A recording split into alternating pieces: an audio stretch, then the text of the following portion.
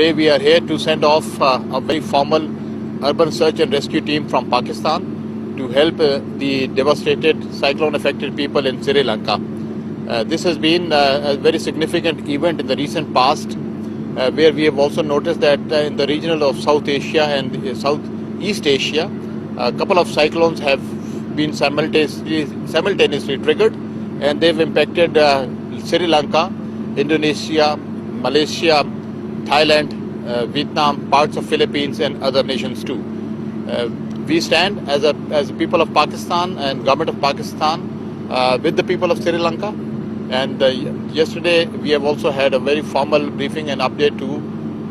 the Prime Minister of Pakistan, and we have instructions from Honorable Prime Minister of Pakistan and Honorable the military leadership. Field Marshal Asim Munir, Chief of the Army Staff, has directed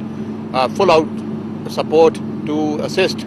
the people who have been trapped, who have been impacted by these rains.